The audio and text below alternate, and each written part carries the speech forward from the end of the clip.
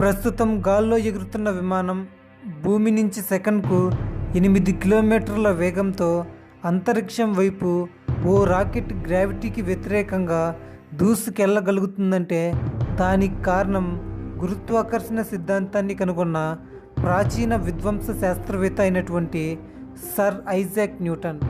Apple iPhone అనగానే మనకు Apple పండు గుర్తొస్తుంది.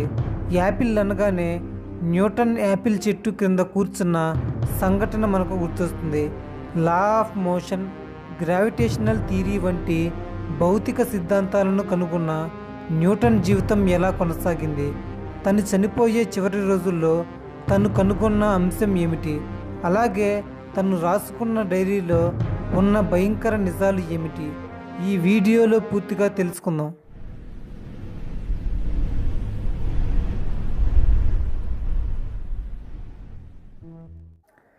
జూలియన్ క్యాలెండర్ ప్రకారం 1642 డిసెంబర్ 25 క్రిస్మస్ రోజున ఇంగ్లాండ్లోని వోల్స్థోర్ప్లో జన్మించాడు న్యూటన్. న్యూటన్ పుట్టుక వల్ల వారి ఇంటి వారికి ఏమీ కలిసి రాలేదు. న్యూటన్ నాన్నగారైనటువంటి ఇసాక్ న్యూటన్ ఇక 3 నెలల్లో న్యూటన్ జన్మిస్తాడు అని అనుకుంటుండగా ఈలోపు ఇసాక్ న్యూటన్ గారు మరణించారు. అదేవిధంగా తన తల్లి గర్భంలో నెలలు నిండకుండానే న్యూటన్ జన్మించాడు. న్యూటన్ అమ్మగారైనటువంటి హన్నా హెస్కాకి న్యూటన్ పుట్టుక అంటే ఇష్టం లేదు. ఎందుకంటే చాలా చిన్నగా పుట్టాడని. ఒకసారి తను స్నానం చేసే మగ్లో న్యూటన్ సరిపోయేంత చిన్నగా ఉండేవాడని చెప్పేది. న్యూటన్కు 3 సంవత్సరాల వయసప్పుడు తను బర్నబాస్ స్మిత్ అనే వ్యక్తిని రెండో పెళ్లి చేసుకుంది. ఇక న్యూటన్ను వాళ్ళ అమ్మమ్మ గారైనటువంటి మార్జరీ హస్కెక్ దగ్గర ఉంచి ఈవిడ బర్నబాస్తో వెళ్ళిపోయింది. న్యూటన్ తనకు 12 నుంచి 17 సంవత్సరాలు వచ్చేదాకా గ్రాంథంలోని కింగ్స్ హై స్కూల్లో ప్రాథమిక విద్యను పూర్తి చేసుకున్నాడు. ఇక్కడ తనకు మ్యాథమెటిక్స్ మీద ఫౌండేషన్ పడింది. కానీ తోటి విద్యార్థులు మరియు టీచర్స్ ఇతని బలహీనమైన శరీరాన్ని చూసి హేళన చేసేవారు. న్యూటన్ వేసే తిక్క ప్రశ్నలకు తట్టుకోలేక టీచర్స్ ఇతన్ని స్కూల్ నుంచి మధ్యలోనే పంపించి వేశారు. ఈలోపు న్యూటన్ అమ్మగారు బర్నబాస్ స్మిత్కు విడాకులు ఇచ్చి న్యూటన్ను తిరిగి వాళ్ళ సొంత ఊరైన వోల్స్థోర్ప్కి తీసుకొచ్చింది. అప్పుడు ఆమె న్యూటన్ను ఒక రైతును చేయాలనుకుంది. కానీ న్యూటన్కు వ్యవసాయం అంటే ఇష్టం ఉండేది కాదు.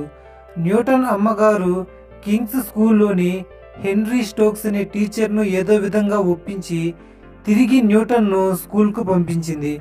ఈసారి తను బాగా చదువుకుని స్కూల్ ఫస్ట్ ర్యాంక్ను సంపాదించుకున్నాడు. న్యూటన్ వాళ్ళ మేనమామైనటువంటి విలియం హస్కంగ్ రికమెండేషన్ ద్వారా కేంబ్రిడ్జ్లో ట్రినిటీ కాలేజ్లో జూన్ 1661లో బిఏలో చేరాడు. ఇక్కడ తాను చిన్న పనులు చేసుకొని వచ్చిన డబ్బులతో కాలేజ్ ఫీజు కట్టుకునేవాడు.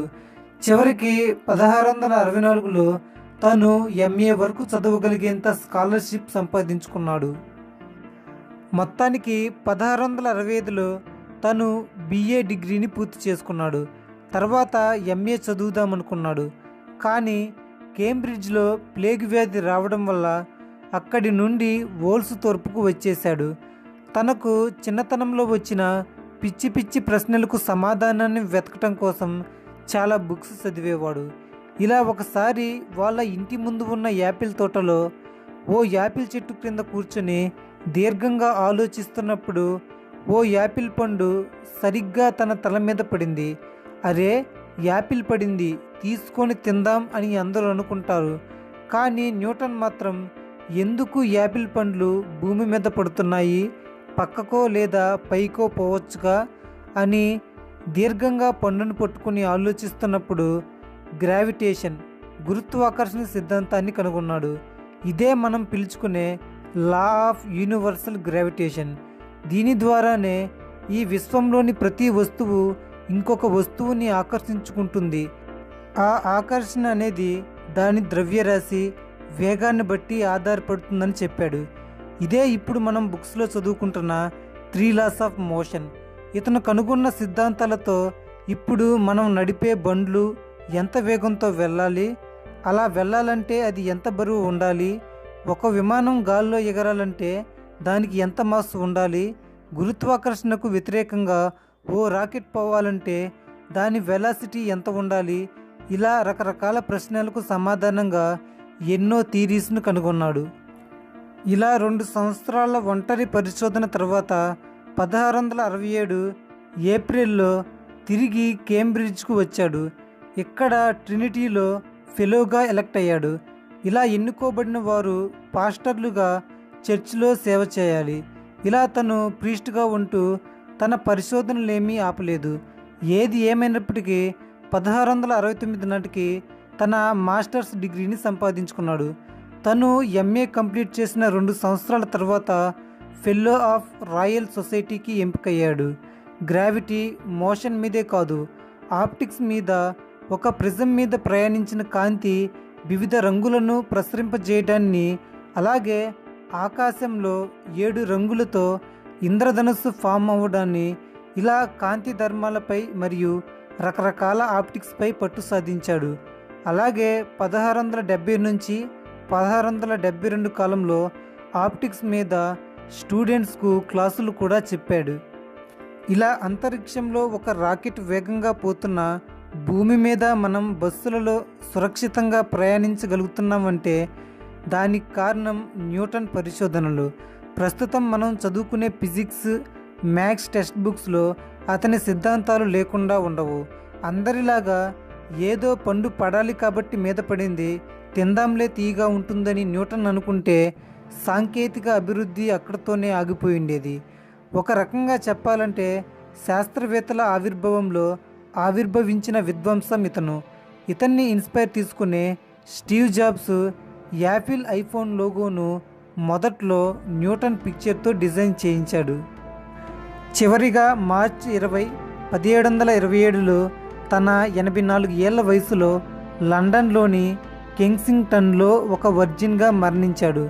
తన జీవితంలో అతను పెళ్లి చేసుకోలేదు, అమ్మాయిలతో సంబంధం లేదు.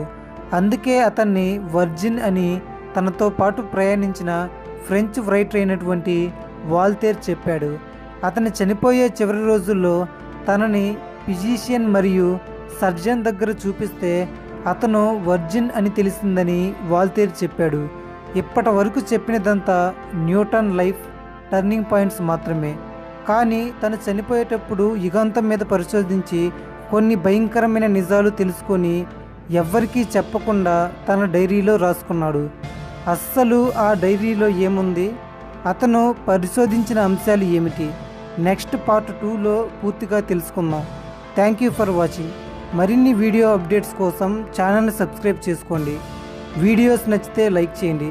ఫేస్బుక్లో తెలుగు యూనివర్సిటీ పేజ్ను ఫాలో అవ్వండి.